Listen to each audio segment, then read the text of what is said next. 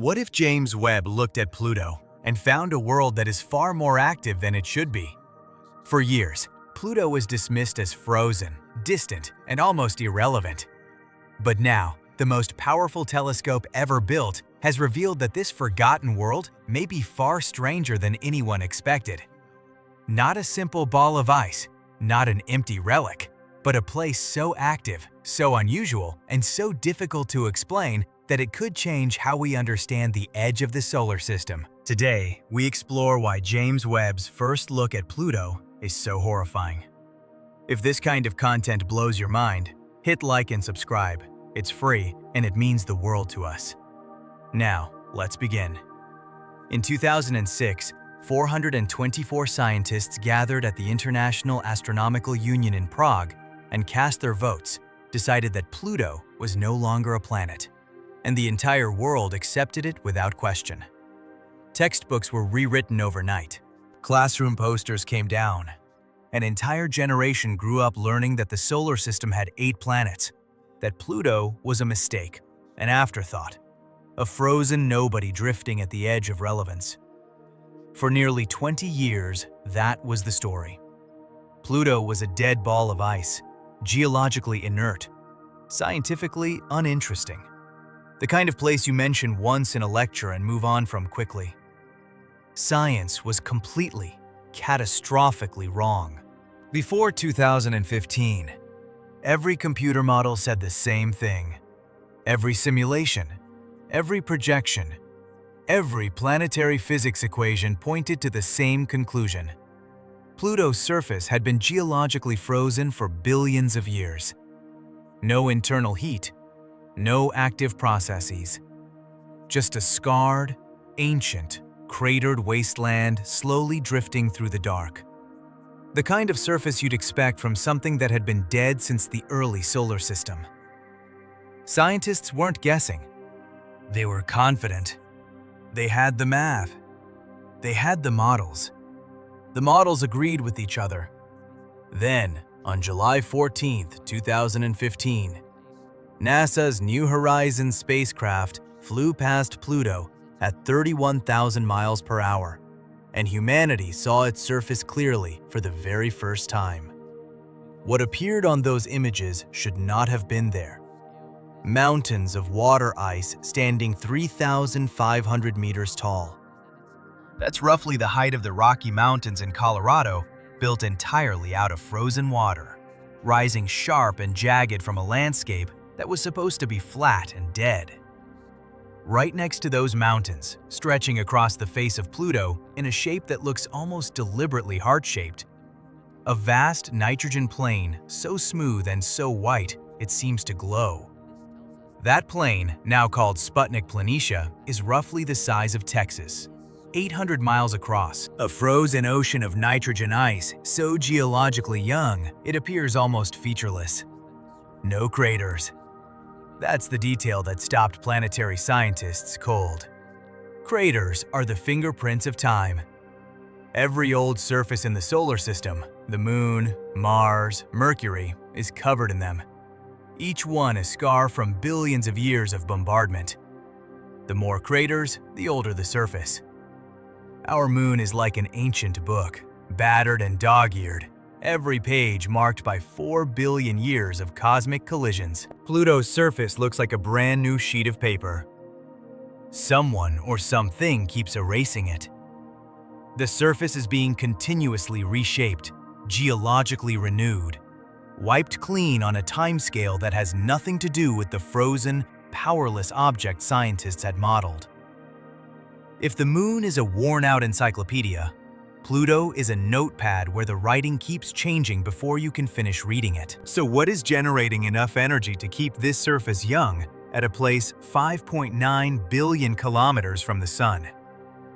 Think about what that question actually means. At that distance, the Sun appears not much larger than a very bright star in the sky. Solar energy arriving at Pluto is roughly 1,600 times weaker than what hits Earth. There is almost no external heat source, and yet something is generating enough energy to push ice mountains 3,500 meters into the sky. keep a Texas-sized plain perpetually smooth, and drive active geology on a world the size of roughly 2/3 of Earth's moon? The models had no answer, because the models had never seriously asked the question they had already decided Pluto wasn't worth asking it about. The fallout from New Horizons didn't happen quietly. NASA scientists stood in front of cameras and used words like mind-blowing and totally unexpected. Alan Stern, the mission's principal investigator, called Pluto the most complex, most geologically diverse world we've seen in the outer solar system other than Earth. The geophysics community had to confront an uncomfortable reality. The models used to predict Pluto's behavior, models built on decades of accepted planetary science, were not just slightly off, they missed entirely. Every projection about what a small, cold, distant body at the edge of the solar system should look like had produced the wrong answer. Planetary science textbooks at universities across the country quietly began revising chapters. Some were rewritten from scratch. An entire field of science had to admit it had been confidently, systematically wrong about a world it thought it understood. But understand the scale of that error. New Horizons gave us one flyby, one pass. The spacecraft traveled for 9.5 years across nearly 5 billion kilometers, and it had roughly 72 hours of close observation before Pluto disappeared behind it forever. 72 hours to study a world that had been ignored for 76 years. The images were extraordinary. The data was revolutionary. And it still only scratched the surface, literally and figuratively, of what Pluto actually is. Because a flyby can take pictures. It can measure temperature, map terrain, record basic chemistry. What it cannot do is watch. It cannot linger. It cannot catch Pluto in the act of doing what it does slowly, continuously, invisibly across seasons that last decades and cycles that span centuries. To truly see Pluto, to measure its atmosphere in real time, read its chemistry with precision, understand the mechanisms driving everything New Horizons revealed, required an instrument of a completely different order. Something that could stare across 5 billion kilometers of cold space and read the light coming off a world barely 2,376 kilometers wide, with enough sensitivity to detect individual molecules in an atmosphere thinner than any vacuum chamber ever built on Earth. It required James Webb. And what Webb saw isn't just surprising, it's horrifying. Every planet with an atmosphere traps heat. That's the greenhouse effect, something most people learn around 8th grade and never have reason to question again. Venus is hotter than Mercury despite being farther from the Sun, because its thick carbon dioxide atmosphere acts like a sealed oven, trapping solar energy until the surface reaches 890 degrees Fahrenheit. Earth stays warm enough for liquid water because of its own blanket of carbon dioxide and water vapor. The rule is simple, consistent, and universal. Atmosphere equals insulation. More atmosphere, more heat retained. Less atmosphere, colder surface. This logic applies to every object with a significant atmosphere in the solar system. It has never failed. It has never needed to be questioned. Or so every model assumed. Planetary scientists applied this same logic to Pluto without hesitation. Pluto has a thin atmosphere, mostly nitrogen, with traces of methane and carbon monoxide, plus a distinct layer of hydrocarbon haze suspended at various altitudes. Thin, yes, but still an atmosphere. And an atmosphere, by every rule of physics that had ever been tested, should retain at least some heat. The haze layer in particular particles suspended high above the surface, absorbing incoming radiation, was expected to contribute a modest warming effect. Not dramatic, not Venus level, but measurable, consistent with the physics, consistent with everything science knew about how atmospheres behave. When James Webb turned its infrared instruments toward Pluto, it was looking for confirmation, a deeper read of what New Horizons had already suggested about the atmosphere's composition and behavior. What it found instead was a direct contradiction of one of the most foundational assumptions in planetary science. Pluto's hydrocarbon haze layer does not trap heat. It actively pulls heat out of the atmosphere and radiates it into space. This is not a subtle effect. This is not a minor correction to an existing model. The haze particles, complex hydrocarbon compounds suspended in the upper atmosphere, absorb incoming ultraviolet radiation from the sun at high altitude, just as expected. But instead of redirecting that energy downward toward the surface, they radiated outward, away from Pluto, straight into the void. The atmosphere is not a blanket. It is an exhaust vent, a cooling mechanism operating continuously, silently. Billions of kilometers from the sun, drawing energy away from the planet rather than holding it in. Every second of every day, Pluto's own atmosphere is working against it, bleeding warmth into space with quiet, relentless efficiency. Think of it this way. Imagine putting on a reflective jacket in the middle of the Arizona desert in July. The jacket blocks incoming solar radiation. That part helps, but it also traps your body heat against your skin, preventing it from escaping outward. You end up hotter than if you'd worn nothing at all. Now imagine a jacket engineered to do the exact opposite. It absorbs the sunlight hitting its outer surface, converts that energy, and vents it away from your body, while simultaneously wicking warmth away from your skin and releasing it into the air around you. You step into the desert sun and get colder the longer you stand there. The harder the sun beats down, the more the jacket works against you. You are wearing a machine that turns solar energy into personal refrigeration. That jacket should not exist.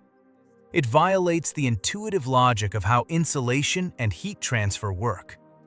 And yet, that is precisely what Pluto's haze layer does at planetary scale, continuously, with no off switch. The numbers that came back from Webb are stark. Pluto's atmospheric temperature runs 30 to 40 Kelvin colder than pre-Webb models had predicted. In the context of planetary atmospheres, that is not a rounding error. That is not the kind of discrepancy you attribute to instrument calibration or modeling assumptions.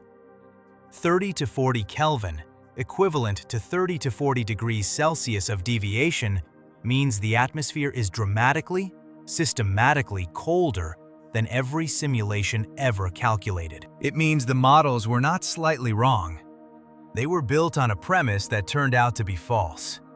The haze cooling mechanism is so efficient, so continuous, that it overwhelms whatever warming effects the thin sunlight and surface radiation might otherwise contribute. Webb confirmed this through precise infrared spectroscopy, reading the thermal signature of Pluto's atmosphere layer by layer, altitude by altitude, mapping exactly where energy was being absorbed and where it was being lost to space. The data left no room for alternative interpretation. The cooling is real. The mechanism is real. It is operating right now. And it has been operating on Pluto for as long as that haze layer has existed, potentially for hundreds of millions of years, draining heat from an atmosphere that was already one of the coldest in the solar system. So if the atmosphere is continuously being drained of heat, what happens to everything suspended inside it? The answer is exactly what you would expect from a system getting colder and colder with no floor on how far the temperature can drop. The compounds floating in that atmosphere, the gases, the particles, the molecular fragments cycling through ultraviolet-driven chemistry begin to transform. Reactions that require extreme cold to proceed, that produce molecules too fragile to survive at normal temperatures, begin running continuously. Chemistry that would be impossible in a warmer environment becomes not just possible, but inevitable. The atmosphere is not passively cold. It is actively, mechanically cold. And that distinction changes everything about what can happen inside it. Pluto's atmosphere is a cold reactor, a slow, continuous chemical engine powered by ultraviolet light from a distant sun and sustained by a cooling system that planetary science did not know existed until Webb looked directly at it in 2023. And this is the detail that makes Webb's discovery genuinely significant beyond Pluto itself. This is the first time Webb has recorded a dwarf planet with a thermal mechanism running in complete reverse compared to every other known object in the solar system. Every other atmosphere with a comparable haze layer, Saturn's moon Titan being the most extensively studied, shows net warming at altitude, or at minimum, a neutral thermal balance. Pluto's haze layer produces net cooling. It is, as far as current data shows, unique among all observed objects in the solar system. Nothing else behaves this way, which raises a question that has no comfortable answer. Yet if this cooling mechanism was completely unknown until 2023, how many other objects at the edge of the solar system are running the same process right now? Invisible, unexamined, and fundamentally misunderstood by every model we have built to describe them. Webb has no answer yet, but it is watching. And when the temperature drops far enough, the things floating inside that atmosphere start doing something scientists describe as deeply unsettling. Methane is the simplest organic molecule that exists. One carbon atom, 4 hydrogen atoms. It seeps out of swamps and lake beds. It comes from livestock digestion. It burns cleanly in a gas stove when you cook dinner, and it dissipates harmlessly into the air. Nobody looks at methane and thinks complex. Nobody looks at methane and thinks this could build something strange and ancient and troubling. It is, by every chemical definition, about as basic as carbon chemistry gets. A starting point, not a destination. Nobody thought methane could build something that reframes the chemistry of the outer solar system, until Pluto showed otherwise.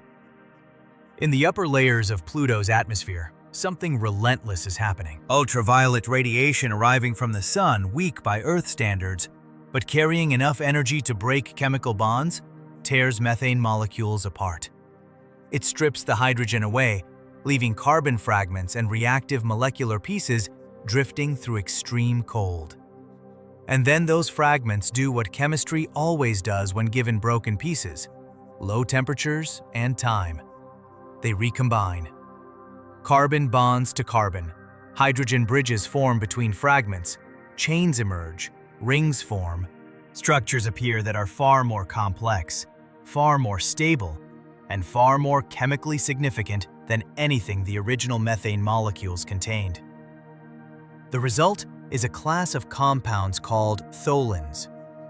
Tholins do not exist naturally anywhere on Earth. You cannot find them in any swamp, any ocean, any atmospheric layer, any geological deposit on this planet. The conditions required to produce them simply do not occur here. The right combination of ultraviolet radiation intensity, molecular feedstock, and extreme cold that prevents the intermediate compounds from breaking down before they can build into something more complex. The only place tholins appear on Earth is inside laboratory vacuum chambers, synthesized deliberately by researchers trying to replicate the radiation environment of deep space. Carl Sagan coined the term in 1979, naming these reddish-brown organic solids after the Greek word for muddy, because that is precisely what they look like when they form under laboratory conditions. Dense, rust-colored, somewhere between dried clay and old blood in appearance. Sagan suspected they were widespread across the outer solar system. For decades, that remained a hypothesis strongly supported, widely discussed, but not directly confirmed on Pluto's surface with the chemical specificity needed to be certain. They were suspected on Saturn's moon Titan, whose orange haze gives the entire moon its distinctive color. They were detected in trace amounts on certain comets. They were theorized to coat the surfaces of objects throughout the Kuiper Belt. But Pluto, close enough to study, large enough to observe in detail, was the test case.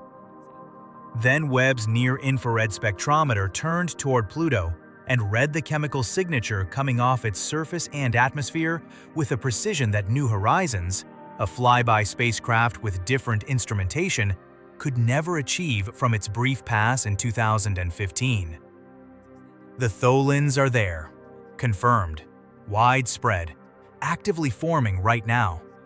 The process runs without pause. Methane continuously rises from Pluto's surface into the upper atmosphere, driven by the same sublimation and atmospheric dynamics that keep the nitrogen cycle moving. Ultraviolet radiation breaks the methane apart at altitude. The resulting carbon and hydrogen fragments recombine under the influence of the extreme cold and continued radiation into tholins complex, heavy, reddish-brown organic compounds that the thin atmosphere cannot keep suspended indefinitely. Gravity does what gravity always does. The tholins fall, slowly, through an atmosphere so thin it barely registers as 1 atmospheric pressure at Pluto's surface is approximately 100,000 times lower than at Earth's sea level. These organic molecules drift downward like a constant, silent, reddish snow. They settle onto the nitrogen plains. They coat the slopes of the water ice mountains. They accumulate in low-lying terrain, in the floors of ancient impact basins, on the sunward-facing scarps and ridges.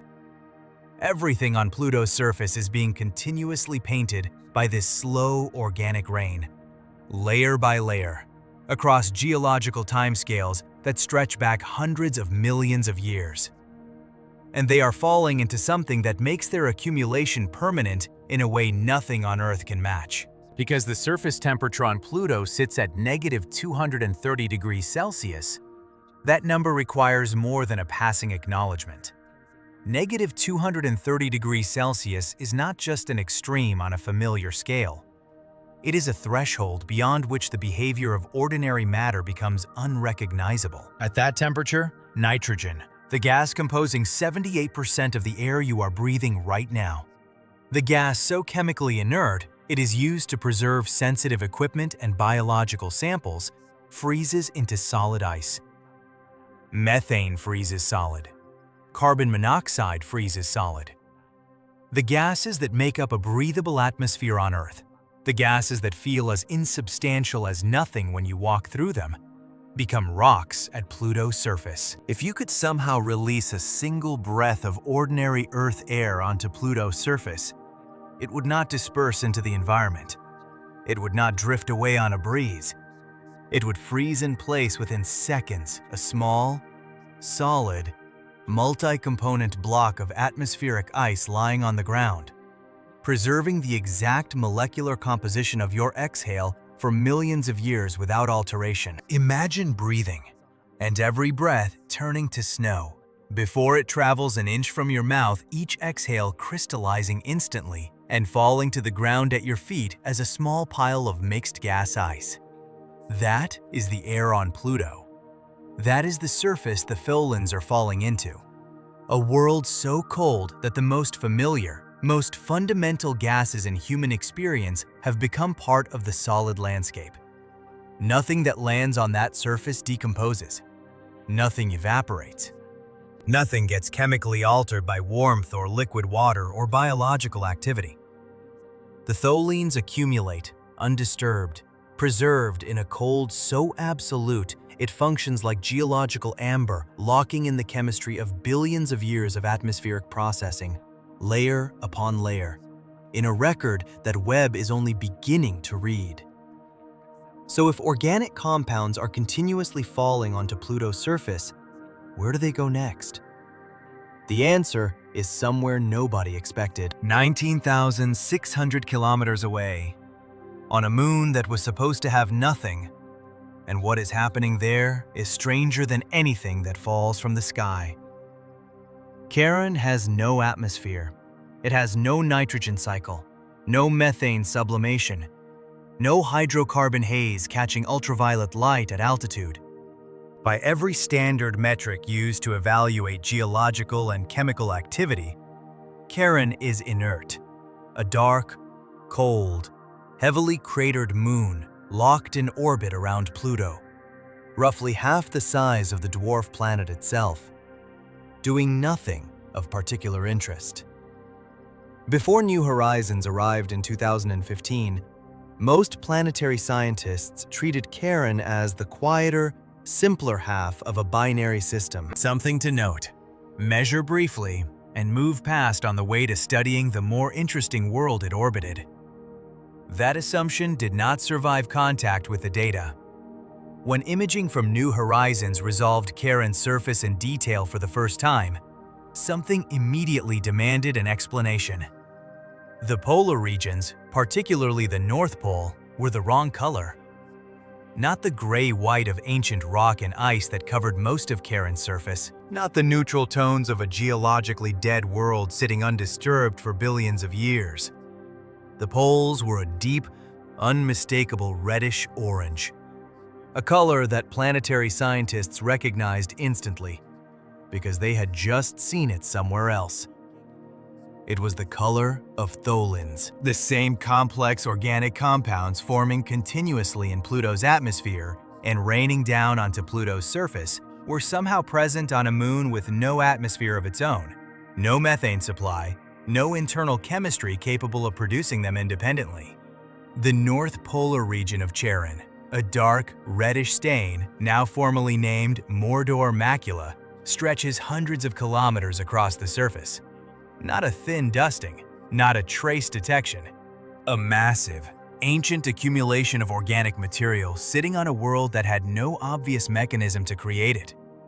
So where did it come from? The answer required understanding something that sounds almost too strange to be real. Pluto is leaking.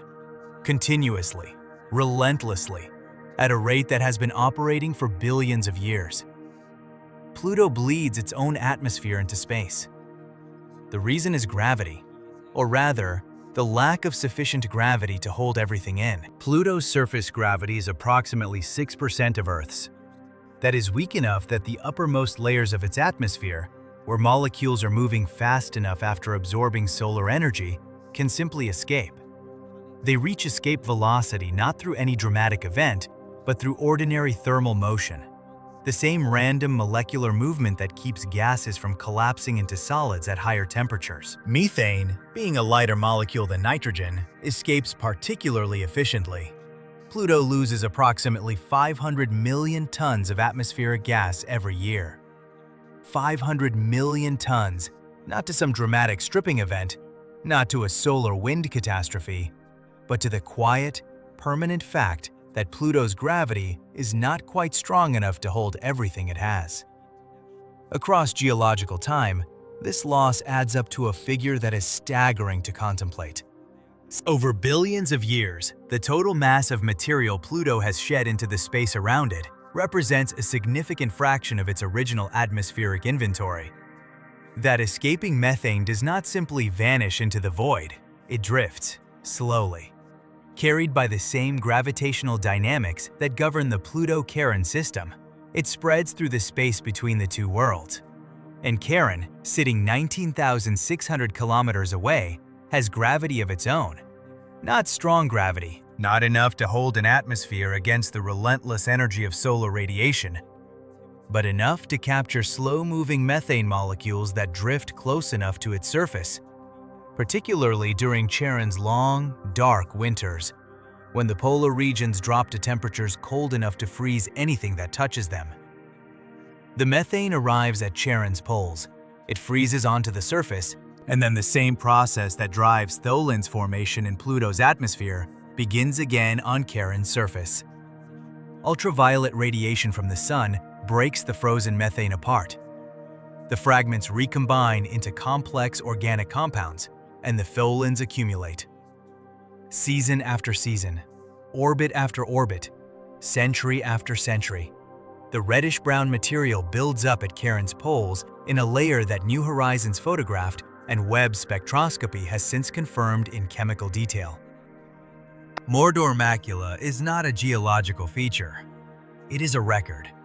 Hundreds of kilometers of organic accumulation, built entirely from material that originated on a different world and traveled nearly 20,000 kilometers through open space to get there.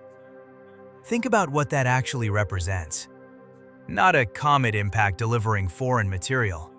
Not volcanic outgassing from Charon's own interior. A continuous, ongoing transfer of chemical matter between two separate worlds.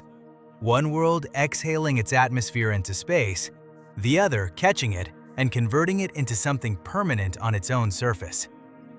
Like a cosmic vacuum cleaner running in reverse, Charon is not cleaning up debris.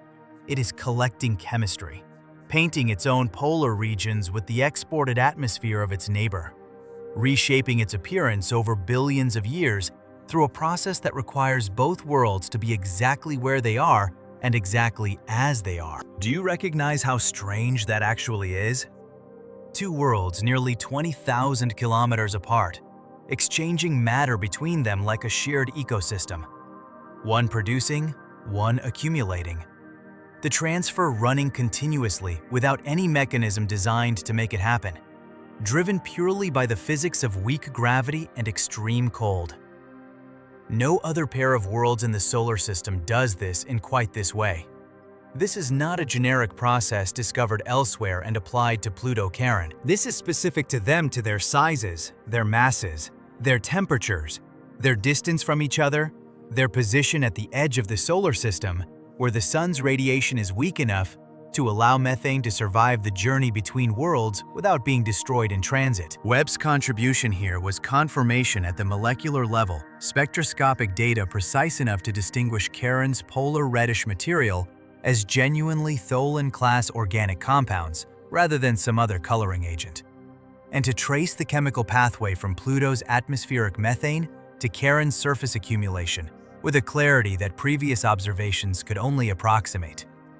The mechanism that New Horizons suggested and modelers had theorized was real. The transfer is real. The ecosystem is real. But to understand why this system exists at all, why Pluto and Charon are close enough, locked tightly enough, and oriented precisely enough for this transfer to work, you need to understand something about their relationship that has no parallel anywhere else in the solar system. Earth's moon is tidally locked to Earth. That is why the same side of the moon always faces us, why the far side remained completely unseen by human eyes until spacecraft flew around it in 1959.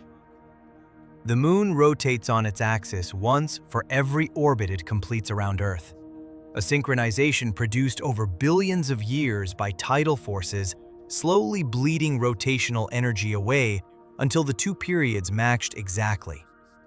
It is a common outcome in planetary systems. Many moons are tidally locked to their parent planets. The process is well understood. But Pluto and Charon are not a planet and its moon in the conventional sense. They are something the solar system has produced only once, in a configuration that exists nowhere else among all the worlds we have cataloged. Pluto and Charon are mutually tidally locked, both of them simultaneously. Not just Charon keeping one face toward Pluto, that would be ordinary. Pluto itself also keeps one face permanently toward Charon. Both worlds have been gravitationally synchronized so completely that neither one rotates relative to the other at all. They do not orbit each other in the conventional sense of one body circling another while both spin freely. They hang in space like two ends of an invisible dumbbell, each face permanently fixed toward its partner, rotating together as a rigid unit around their shared center of gravity, a point that actually sits outside Pluto's surface, in the space between them. They are permanently, irrevocably facing each other, locked together for the remaining lifetime of the solar system. The consequences of this for anyone imagining standing on either surface are difficult to fully absorb. If you were standing on the far side of Pluto, the hemisphere that permanently faces away from Charon, you would never see Charon. Not at sunrise, not at sunset, not at any point in your lifetime, your children's lifetimes, or any lifetime stretching across all of recorded human history. Charon would simply not exist in your sky, ever. The entire relationship between Pluto and its largest moon would be completely invisible to you, as unknowable from that hemisphere as the far side of the moon was to every human who ever lived before the space age. From the other hemisphere, the face permanently turned toward Charon, the view is equally strange in the opposite direction. Charon hangs in the sky and does not move. It does not rise. It does not set. It does not arc across the heavens the way every object in Earth's sky does. It occupies one fixed position, day after day, year after year, century after century, motionless against the stars, while everything else drifts slowly overhead. A moon frozen in place by the same tidal forces that froze Pluto's rotation. The surface environment makes this locked, motionless sky even more surreal to contemplate. Atmospheric pressure at Pluto's surface measures approximately 0.01 millibar. Earth sea level atmospheric pressure is approximately 1,013 millibar. That means Pluto's surface pressure is 100,000 times lower than what you are experiencing right now. It is not merely thin air. It is, for all practical purposes, vacuum. The kind of near vacuum that would kill an unprotected human within seconds, not from cold alone, but from the complete absence of pressure to keep biological fluids from vaporizing. And the cold itself operates on a scale that changes what solid materials can do. At -230 degrees Celsius, water ice does not behave like the ice you encounter anywhere on Earth. Earth ice is slippery because a thin liquid layer forms on its surface under pressure, the same property that makes glaciers flow and ice skates glide. At Pluto's surface temperatures, that liquid layer is physically impossible. The ice is rigid throughout, hard and brittle from surface to depth, with the compressive strength of solid quartz. It does not flow. It does not deform gradually under its own weight, the way glacial ice does over centuries. It simply holds its shape, as rigid and unyielding as granite. This is what makes Pluto's mountains possible, and what makes them strange. Stepping onto Pluto's surface would feel nothing like stepping onto a snowfield or a frozen lake. There would be no give, no crunch, no sense of anything yielding underfoot. It would feel like stepping onto bare rock, except that rock, in this case, is made entirely of frozen water. A mountain range composed of water ice standing 3,500 meters tall. Hard enough to hold that height against gravity indefinitely because the temperature never rises high enough to allow even the slowest creep of deformation.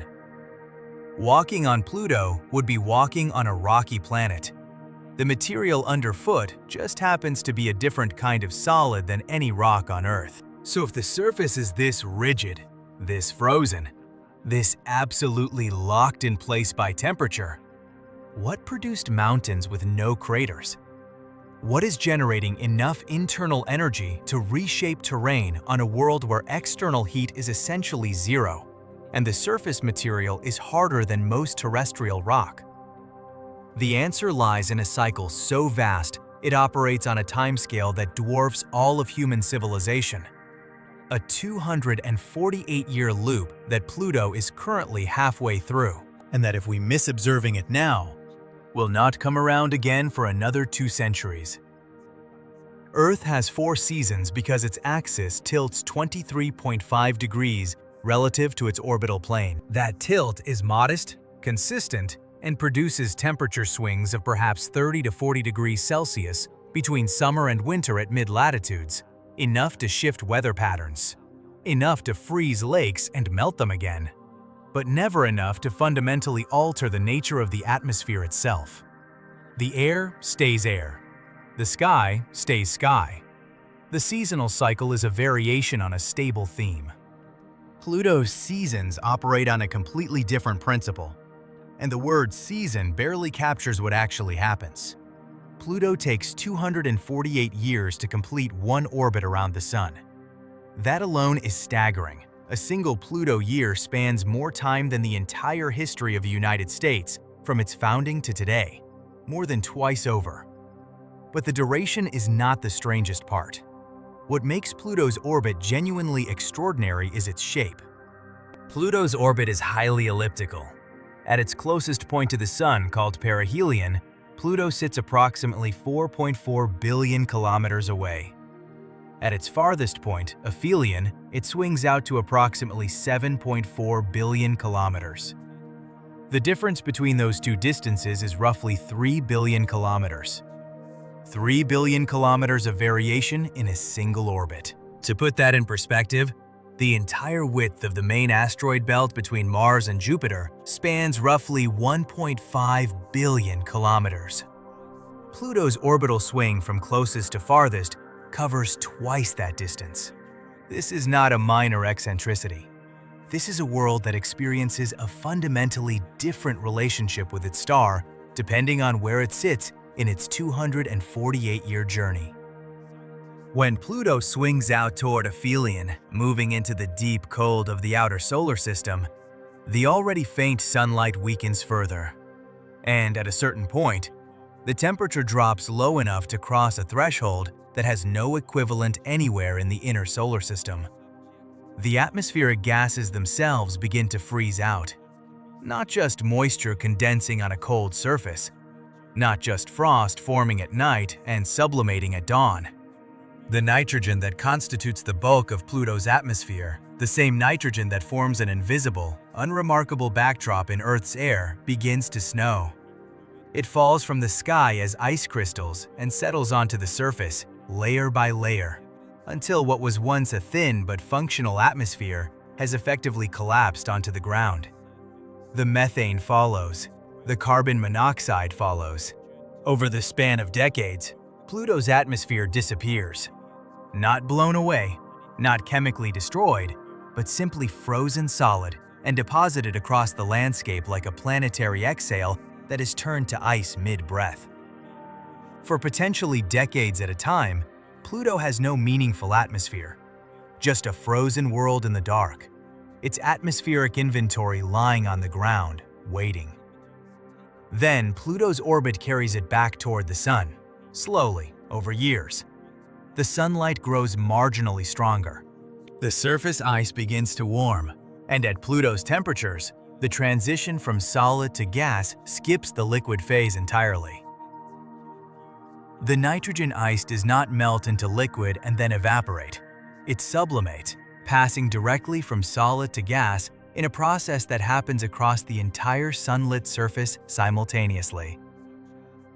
The atmosphere does not gradually thicken the way a lake fills with rain. It rebuilds rapidly, inflating from almost nothing to a functional atmospheric layer within a span of years, as the sublimating nitrogen rushes upward and the pressure climbs from near zero to its operational range. A world exhaling itself back into existence. The same material that fell as atmospheric snow, now rising back into the sky, reconstituting the chemistry, rebuilding the haze layers, restarting the tholin production cycle, restoring everything that had frozen out during the long, cold drift toward aphelion. The timing of all this matters enormously for what we are able to observe right now. Pluto reached perihelion, its closest point to the Sun, in 1989. Since then, it has been moving outward, slowly increasing its distance from the Sun with every passing year. The atmosphere that expanded and thickened in the decades around perihelion is now in the early stages of a long, gradual freeze. The nitrogen is beginning to condense. The surface ice layers are thickening as atmospheric material settles out. This is precisely why James Webb is observing Pluto right now, with urgency that planetary scientists have been explicit about. The window for studying Pluto's atmosphere in its current, relatively active state is closing. In the coming decades, estimates vary, but the trend is unambiguous. The atmosphere will thin dramatically as more and more of it freezes onto the surface. The chemistry Webb is reading today, the haze structure Webb is mapping today, the thermal profiles and molecular signatures Webb is capturing today may simply not be available to observe in another 30 or 40 years. The atmosphere could effectively vanish from instrumental reach before any follow-up mission could arrive at Pluto to study it in situ. Webb's 2023 infrared spectroscopy observations confirmed this directly. The surface nitrogen ice layer is measurably thickening, growing denser and more extensive in ways consistent with ongoing atmospheric condensation. The freeze is already happening, not catastrophically, not overnight, but steadily and measurably. exactly as orbital mechanics predicts. Webb is watching a planetary atmosphere in the act of collapsing onto its own surface in slow motion. And the data it is collecting represents a record that will be irreplaceable once the process completes. Think of a coastal city that sits at sea level, one that gets swallowed entirely by a storm surge every few centuries, and then re-emerges as the waters recede. The city does not cease to exist during the flood. Everything is still there, preserved underwater, waiting. And when the tide finally pulls back, the city resurfaces essentially intact, changed in detail but continuous in structure. Now imagine that the flood in question is not water, but the entire atmosphere of a planet, a tide of frozen nitrogen rising and falling on a 248-year cycle, burying the landscape under atmospheric snow and then releasing it back into the sky as the orbital seasons turn. That is Pluto's relationship with its own air. Not a stable environment with weather, a cyclically collapsing and rebuilding system, operating on timescales that make human civilization look like a brief afternoon. If the atmosphere is in the process of freezing down, and the surface is being reshaped by forces we are still measuring, what source of energy produced those 3,500-meter mountains, those smooth, crater-free plains, those geological structures that no amount of sunlight or orbital mechanics can explain from the outside? To answer that, we have to go down not to the surface, but deeper, into the interior of a world where theory says nothing should be able to exist. Volcanoes need heat. That is not a controversial statement. It is the most basic requirement of volcanic activity anywhere in the universe. On Earth, that heat comes from three sources. The residual warmth left over from the planet's violent formation 4.5 billion years ago. The continuous decay of radioactive elements in the mantle and core, generating thermal energy over geological time. And in some cases, the tidal flexing produced by gravitational interactions with large neighboring bodies. Remove all three sources, and volcanic activity stops. The geology goes cold and silent. Pluto has none of these in any meaningful quantity. It is small, 2,376 kilometers in diameter, smaller than Earth's moon. It is cold, with a surface temperature at -230 degrees Celsius.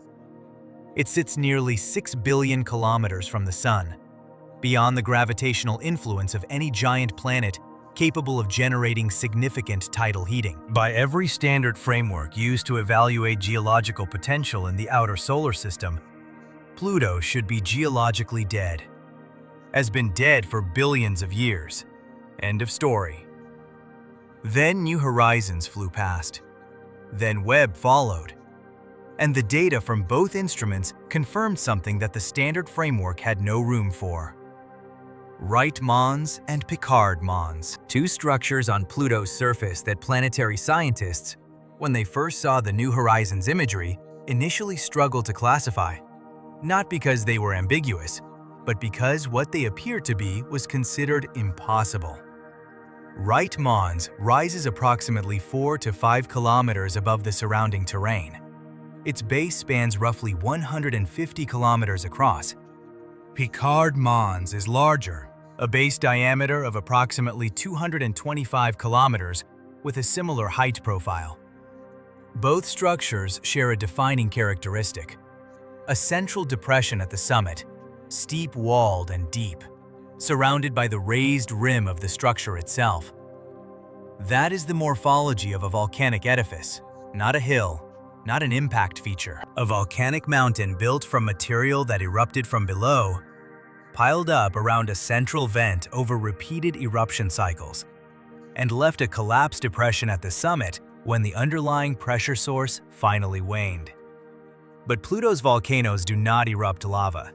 Nothing on Pluto is hot enough for that. What they erupt is something stranger. Cryovolcanism is the process by which ice-rich worlds vent volatile materials from their interiors, not molten rock, but mixtures of water, ammonia, and liquid nitrogen that exist as slurries or pressurized liquids beneath the surface under conditions that cannot persist at the surface. When that material forces its way upward through fractures and vents, it reaches the surface environment of -230 degrees Celsius and freezes almost instantaneously. The erupted mixture called cryolava does not flow like basalt. It spreads, thickens, and solidifies within a short distance of the vent, building up the volcanic edifice one frozen layer at a time. The result looks, structurally, exactly like a volcanic mountain on Earth. The process that built it is simply running with entirely different materials at temperatures that would turn any terrestrial magma into solid rock long before it reached the surface. Webb's observations added another layer to this picture, literally. The near-infrared data confirmed the presence of blade-like methane ice structures on Pluto's surface. Tall, thin, sharp-edged formations rising several hundred meters from the terrain, oriented toward the sun.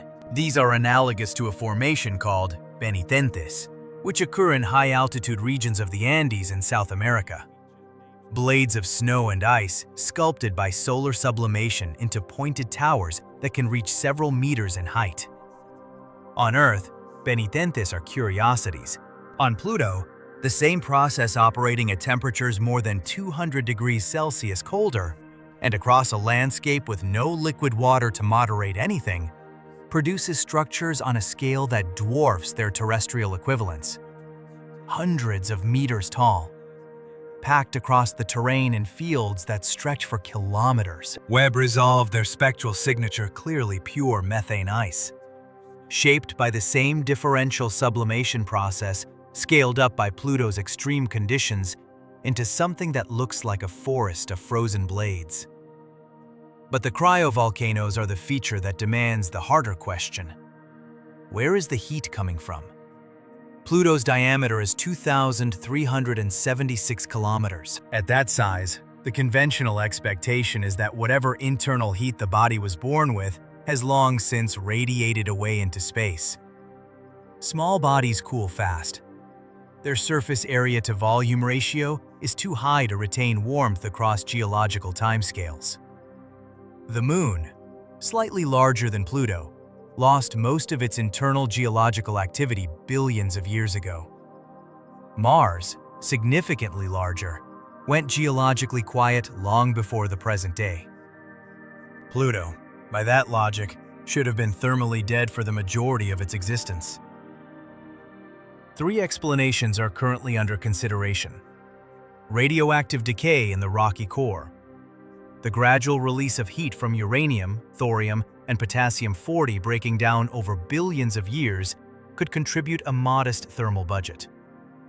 Residual accretional heat from Pluto's formation is another candidate, though most models suggest this should have dissipated long ago for a body this size. The third possibility is the most consequential: that Pluto has a subsurface ocean of liquid water acting as a thermal reservoir, a layer of material with far higher heat capacity than ice, retaining warmth far more effectively and distributing it upward to the base of the crust in a way that sustains cryovolcanic activity across geological time. The geological evidence constrains when this activity last occurred. Analysis of the morphology of Wright Mons and Picard Mons, combined with the absence of superimposed impact craters on their surfaces, indicates that the cryovolcanic activity that built these structures took place within the last few 100 million years. In human terms, a few 100 million years sounds ancient.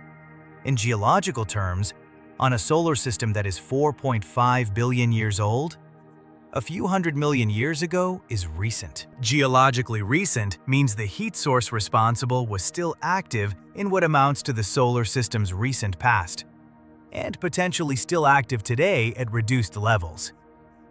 Imagine walking into an abandoned house in Antarctica, a place no one has lived in for decades.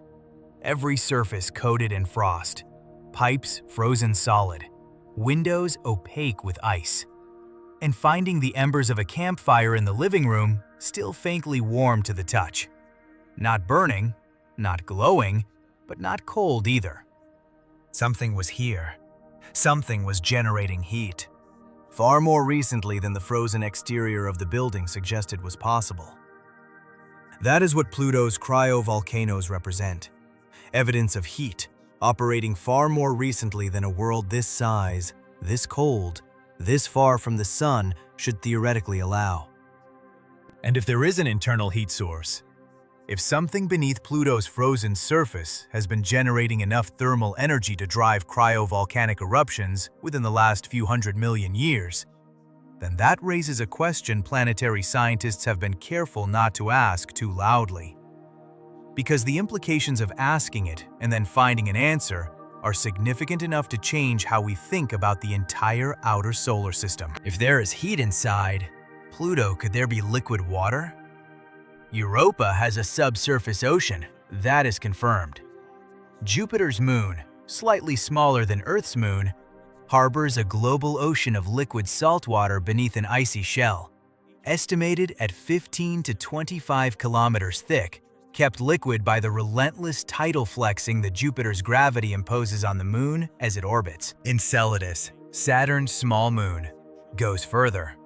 It actively vents liquid water and organic compounds from its interior through fractures at its south pole, spraying material directly into space in geysers that the Cassini spacecraft flew through and sampled directly. Liquid water, confirmed in the outer solar system. The idea that habitable conditions require proximity to the sun died with those two discoveries. But Europa and Enceladus have something Pluto does not. They orbit giant planets. Jupiter and Saturn are gravitational engines, and their moons are caught in complex orbital resonances that continuously flex and heat their interiors through tidal friction. The energy budget for Europa's ocean comes ultimately from Jupiter. The energy budget for Enceladus's geysers comes from Saturn. Remove the giant planet, and the heating mechanism disappears.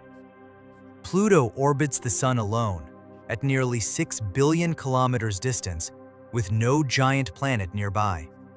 It has no tidal engine. By the logic that explained Europa and Enceladus, Pluto should have no liquid water anywhere inside it. The data disagrees. The evidence is indirect. No spacecraft has drilled through Pluto's crust, and Webb cannot see through kilometers of ice. But indirect evidence, when it accumulates from multiple independent sources pointing in the same direction, carries real weight in planetary science. The first line of evidence is structural. Pluto's surface contains extensive fracture systems, long, deep cracks running for hundreds, and in some cases thousands of kilometers across the terrain. The pattern of these fractures is not random. It matches the stress pattern produced when a liquid layer beneath a solid shell expands when something below is pushing outward against the crust from underneath. Water, when it freezes, expands. If Pluto once had a subsurface ocean that began to freeze over geological time, the expanding ice would crack the overlying shell in exactly the pattern New Horizons photographed. The fractures are not proof of an ocean, but they are consistent with one, and inconsistent with a uniformly solid interior. The second line of evidence is gravitational.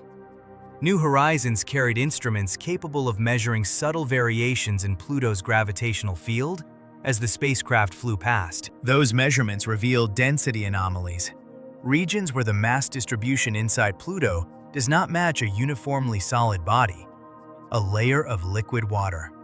Being denser than water ice, but less dense than rock, would produce exactly this kind of gravitational signature. The anomalies are not conclusive, but they are there. The third line of evidence is the one that planetary scientists find hardest to dismiss. Sputnik Planitia, the vast nitrogen ice plain shaped like a heart, roughly 800 miles across, sitting in the northern hemisphere, occupies a very specific position on Pluto's surface. It sits almost exactly at the point on Pluto's surface that faces directly away from Charon, on the anti-Charon hemisphere. That position is not random. In a tidally locked system, the distribution of mass inside a body determines its orientation. Heavy regions get pulled toward the tidal axis. Sputnik Planitia's position on the anti-Charon point means it represents a mass excess, more mass concentrated there than the surrounding terrain. A thick nitrogen ice plain sitting on top of a depressed basin could provide that mass excess. But the most efficient explanation for why that excess exists, and why it sits precisely where tidal dynamics would place a dense subsurface feature, is a region of liquid water beneath the basin, a local ocean, or a thickened portion of a global one, massive enough to have gravitationally anchored Sputnik Planitia to its current position over billions of years of tidal evolution. For liquid water to exist at Pluto's depths, temperature alone is not enough. The water also needs an antifreeze component to prevent it from solidifying under the immense pressure of the overlying ice. Ammonia serves exactly this function. A water-ammonia mixture has a freezing point of approximately -97 degrees Celsius, far above the surface temperature, but achievable at depth where pressure and residual heat combine. And ammonia has already been confirmed present on Pluto's surface by spectroscopic observations. It is there. The antifreeze exists. The hypothetical ocean, if present, would not be shallow.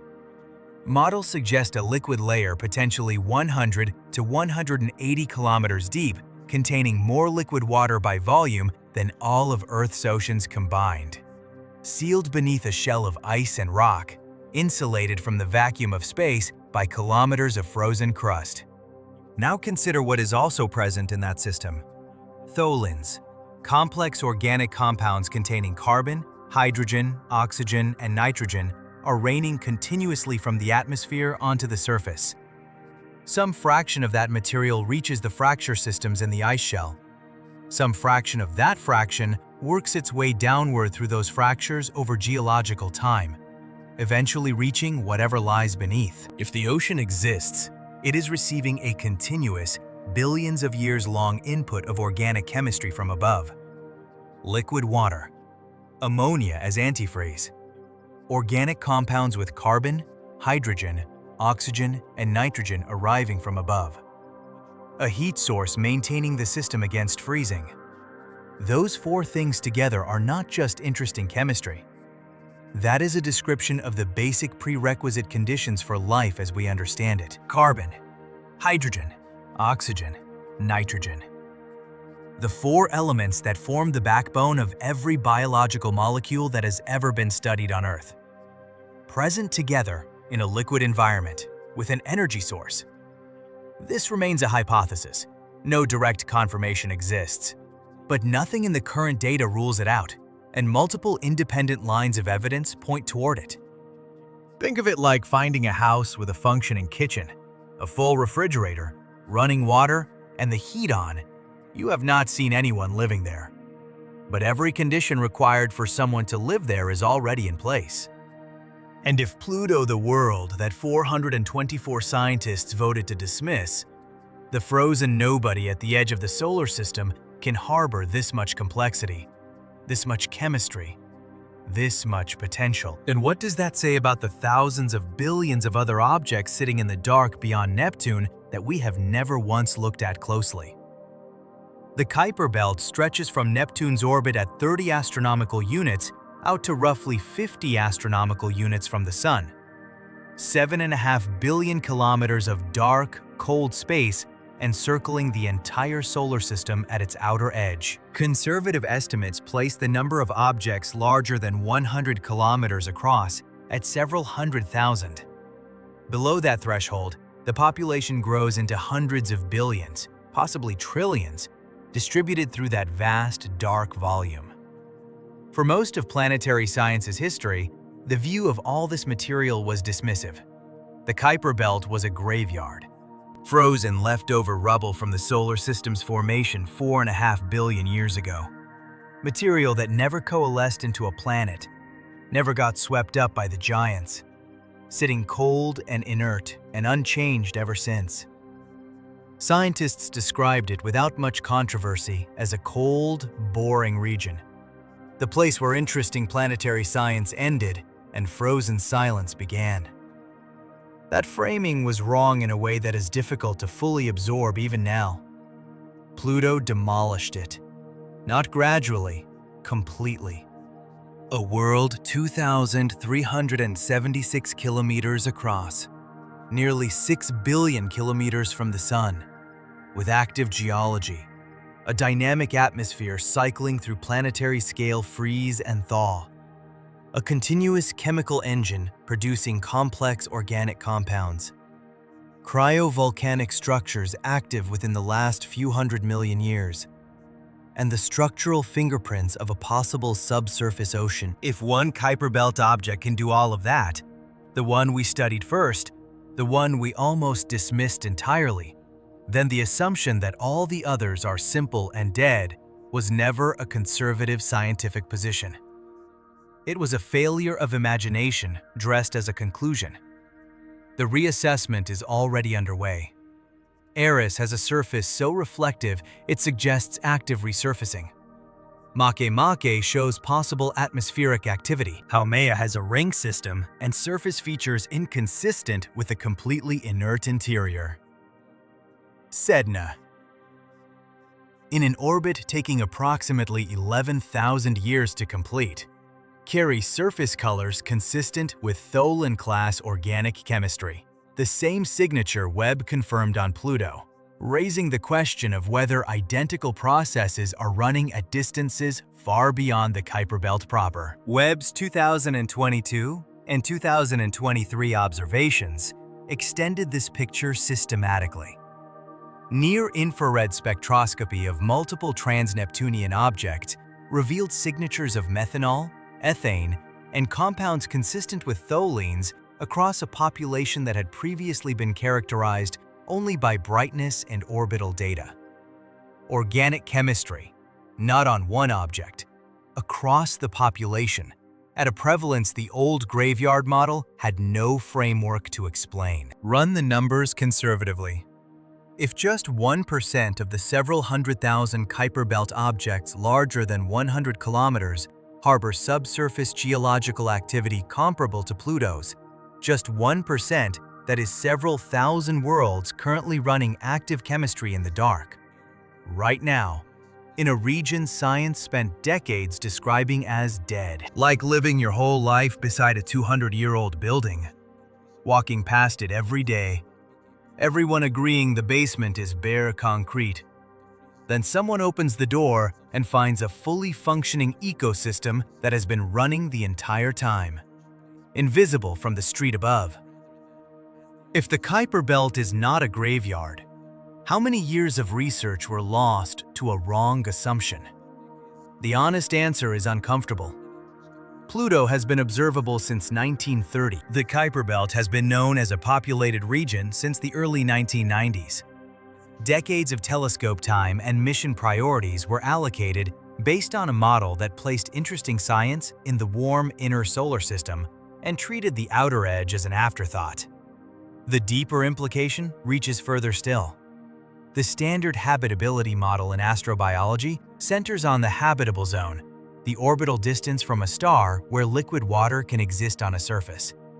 It is, at its core, a model built on the assumption that life requires conditions resembling Earth. Pluto challenges that at its foundation. Liquid water does not require sunlight. It requires heat, and heat can come from radioactive decay, from accretional energy, from the pressure of overlying ice. Organic compounds form readily in the cold under ultraviolet radiation and accumulate in the dark without decomposing. Life in the outer solar system would not search for sunlight. It would exist beneath kilometers of ice, sustained by chemistry and internal heat that has nothing to do with the star at the center of the system. If that is possible, and nothing in current data rules it out, then potentially habitable environments are not limited to warm, lit, star-adjacent worlds. They extend into every frozen body with a rocky core, a volatile inventory, and enough time for chemistry to run. And there are trillions of those. Throughout everything here, Pluto has been treated as an exception. One strange outlier at the edge of one solar system, surprising us with complexity it had no right to possess. Exceptions are comfortable. They let us keep the rules intact while acknowledging the anomaly. But what James Webb is forcing science to confront is far more destabilizing. Pluto may not be the anomaly. Pluto may be the standard. Hundreds of billions of star systems exist in the observable universe. A significant fraction contain outer cold regions analogous to our Kuiper Belt, populated with icy bodies at comparable distances under comparable conditions. If Pluto represents a typical outcome for objects in those regions, not a freak occurrence but a baseline, then the number of worlds harboring subsurface oceans, active organic chemistry, and ongoing geology is not thousands, not millions, potentially quadrillions. Sitting in the cold dark around stars across the entire observable universe, running chemistry and geology in silence while every telescope ever built scanned the warm, lit zones looking for something that looked like Earth. For 400 years, the search for life beyond Earth rested on a single unexamined premise that life will exist somewhere we recognize. Warm, lit, close to its star. We built that premise by looking at Earth and concluding that Earth-like conditions were the prerequisite, not merely one possibility among many. But if life can exist beneath 100 kilometers of ice, sustained by radioactive decay, fed by organic compounds falling from above, with no sunlight and no warmth any surface instrument would ever detect, then we have not been occasionally searching in the wrong places. We have been systematically ignoring the most common type of habitable environment the universe produces for the entire history of the search. Webb is not answering the question, is there life beyond Earth? It is forcing a harder one. Why did we assume life had to look like us, live where we live, in ways we could recognize from the outside? There is no clean answer. Only the silence of a universe under no obligation to arrange itself for our convenience. Right now, Pluto is drifting farther from the Sun. Its atmosphere is freezing molecule by molecule, settling as slow nitrogen snow. The methane towers are growing taller in the dark. The tholins are still falling. And beneath the ice, if that ocean exists, it was there before the first living cell divided on Earth. It was there when humans first looked up and wondered. It will be there long after the sun has gone cold. We looked at Pluto for 76 years and saw nothing worth caring about. What else are we looking at right now and still not seeing?